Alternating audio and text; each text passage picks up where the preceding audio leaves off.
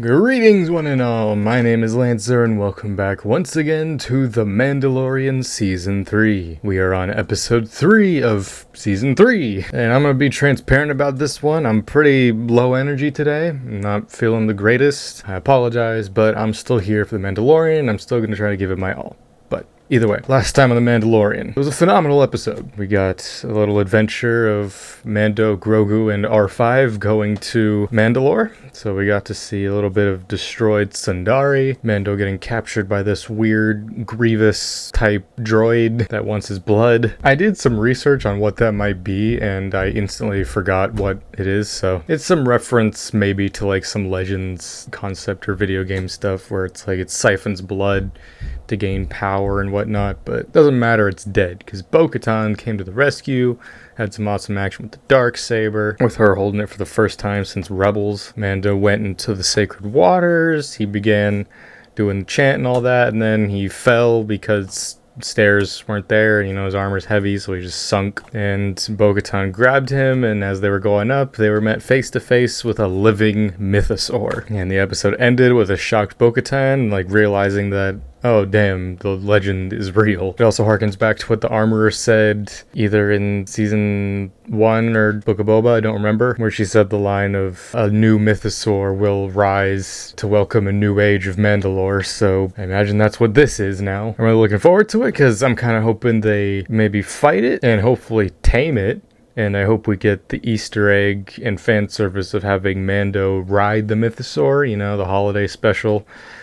Love that so much. I tried to avoid looking at the title and the description of it, but I accidentally caught something this time. I saw the word Coruscant. This is the first time we're going to be seeing Coruscant post-Imperial era. Curious to see where we go with that. Only one way to know for sure, so let's just get right into this episode. This one is longer than normal. This is a 50-minute episode, so let's see. Did you finish it, though?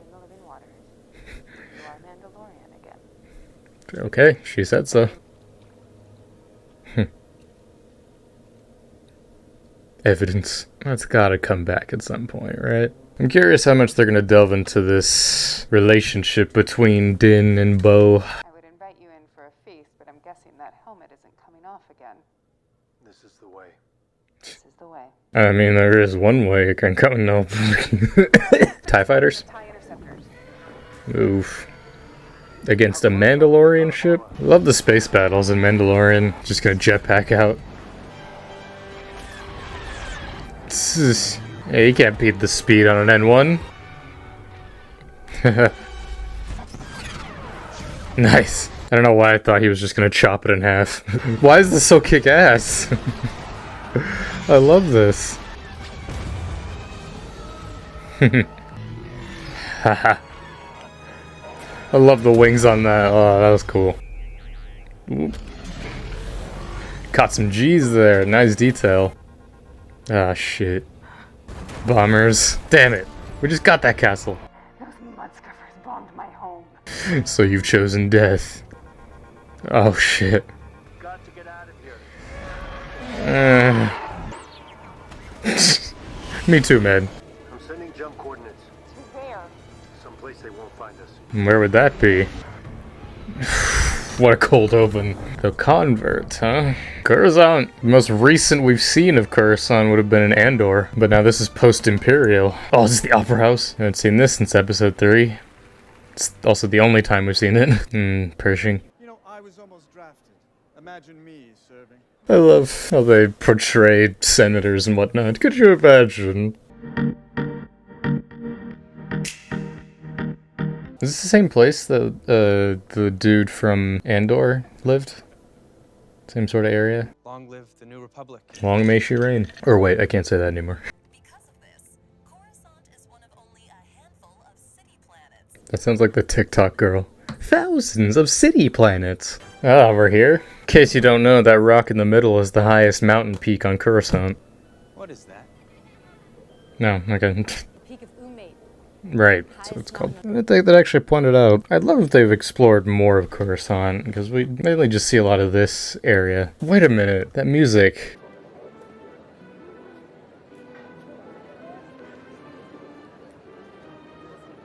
You want to touch it? Are we allowed to?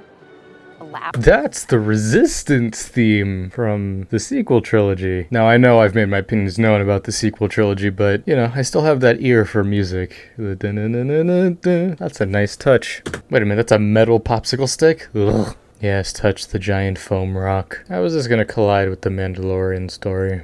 Well, I can sort of see how the First Order is gonna arise from this. Man, flip your collar down. Looks stupid. It's the right thing to do. Copium.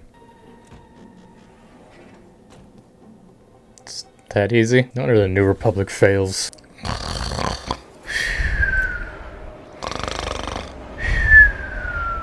We're gonna jump. You're gonna die. Yeah, I'm good. I don't give a shit. Yay, what the show's about. Is she gonna meet the armor? Ooh, a Vizsla. First Vizsla she's gonna meet since pre-Vizsla. I bring proof.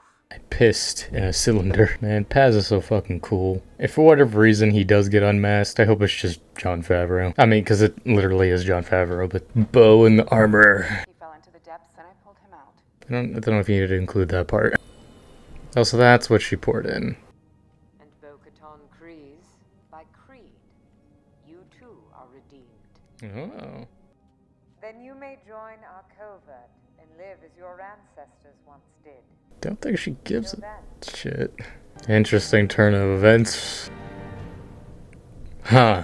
Never would have guessed that that's where they take Bo's character. I never would have guessed that we were gonna delve more into developing her character at all. I'm really glad we are. So Bo Katan is redeemed, huh? So is the chant part of it just for fluff? You know, when you get baptized, you know, in the name of the Father, Son, Holy Spirit, it's like, do you need to say that, or can you just be like, I've seen certain baptisms where they don't say that and they just baptize you. I'm gonna be honest, the whole Pershing segment, while it's interesting and it's kind of cool seeing Coruscant and like the New Republic just, you know, recovering from the war and just, you know, trying to rebuild. I mean, you're already starting to see the cracks in it into what will eventually form the First Order. I'm giving respect to Jon Favreau and all of them. It's just, like, the sequels were hot shit, but they're trying to, you know, bridge and explain some shit, if not subtly retcon them. But this whole Pershing story, it's just the fact that, like, we already saw it in Andor with the one guy. Like, I'm curious if it's at all gonna converge with, I mean, I would hope so, and just not wasting like 20 minutes of an episode, that it'll eventually maybe converge with the Mandalorian. I mean, because now Pershing's been on both sides of it. It's like he was, I don't know, on the side of, but like, you know, he was part of the Empire, and then now he's reformed and part of the New Republic, and now he sees that it's like, oh, both sides are corrupt, so maybe he goes his own way. This is the way. That would be a stretch, but you know, maybe he becomes like part of the Kree. I don't know. But yeah, just that opening like battle with the TIE interceptors, that was fucking kick ass. That's definitely one thing Mandalorian gets just perfect, is their space battles. But yeah, Bo Katan is redeemed. Of course, my initial thing there is just like, she doesn't give a shit, does she?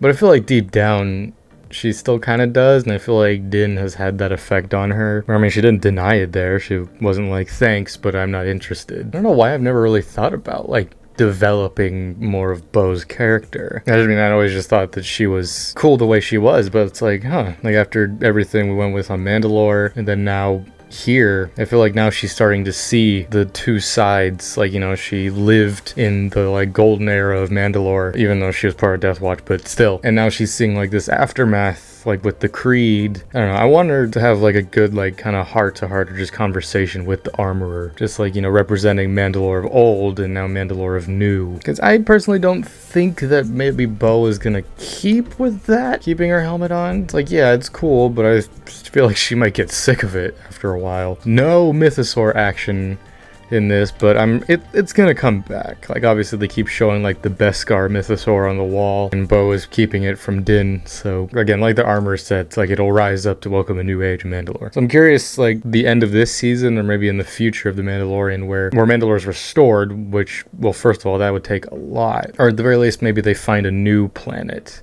and it becomes New Mandalore or something. Because, I mean, the atmosphere, at least on Mandalore, is breathable, but just with everything on it, just the dangerous wildlife, the planet's completely glassed and fucked. It's like, it's kind of hard to maybe rebuild it. We haven't been to Concordia since the Clone Wars. Is Concordia still alright? Maybe we could go there. But Bo Katan's castle on that one world just got fucked and bombed. I mean, it's interesting that she's just like, they bombed my home.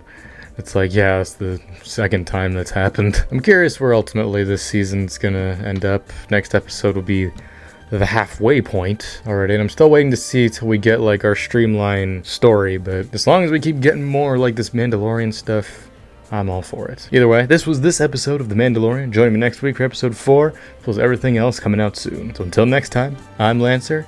Thanks for watching.